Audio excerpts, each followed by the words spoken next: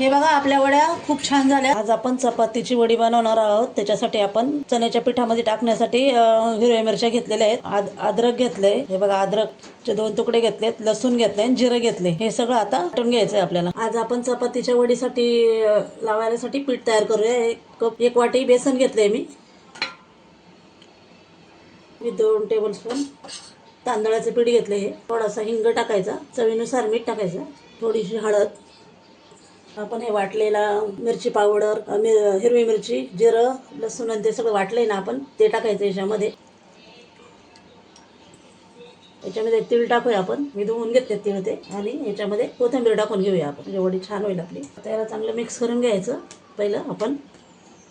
आता याच्यामध्ये थोडं थोडं पाणी टाकून पीठ तयार करून घ्यायचं आपल्याला वडीला चपातीला लावण्यासाठी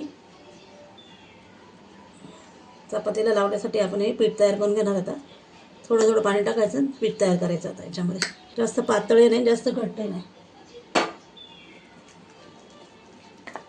हे बघा आपल्या शिळ्या चपात्या राहिलेल्या आहेत ना, मग त्याच्यापासून आपण आता याची वडी बनवणार आहोत। चणा पीठ लावून त्याची वडी बनवणार आहोत आपण।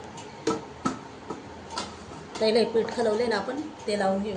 पीठ घ्यायचं थोडंसं आणि असं लावून घ्यायचं, जसं आपण आळूवडीला लावतो ना असंच लावून घ्यायचं, जास्तही लावायचं नाही,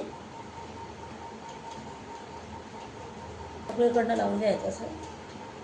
हे बघा असं लावून घेतलं आपण। आता याला आपण फोल्ड करू, असं फोल्ड करीत करीत जायचं।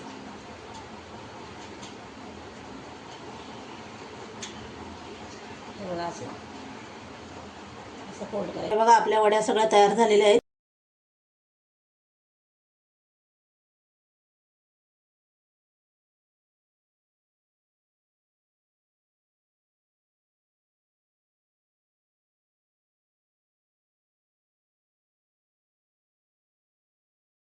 झाकण लावून ठेवले। आता आपण याला एक शिट्टी करू। आता आपली वडी शिजली आहे का बघूया आपण आता कुकर खोलून। हे बघा आपली किती छान वडी शिजली आहे बघा, मस्त झाली आहे बघा। हे बघा आपल्या वड्या चांगल्या शिजल्यात। आता आपण कट करून घेऊ त्यांना, वड्या कट करून घेऊ अशा। हे बघा अशा कट करायच्या।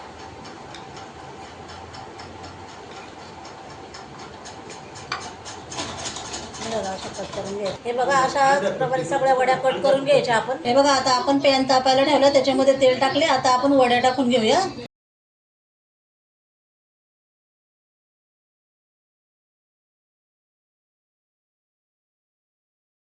जास्त तेल नाही टाकलं, थोडं तेल टाकूनच मी हे करणार आहे।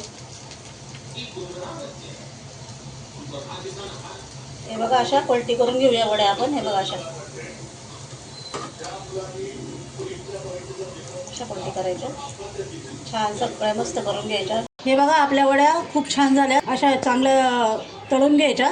मी थोडं तेलातच टाकलं, जास्त तेलामध्ये नाही तळल्या। तुम्ही पण अशा करून बघा। चपातीला बेसन पीठ लावून, जसं आपण आळूच्या वडीला बेसन पीठ लावतो ना तसंच केलं। शिळी चपाती उरली असेल तर त्याला बेसन पीठ लावून वगैरे असं छान बनवा। तुम्ही पण करून बघा नक्की। व्हिडिओ आवडला असेल तर लाईक, शेअर, सबस्क्राईब करायला विसरू नका।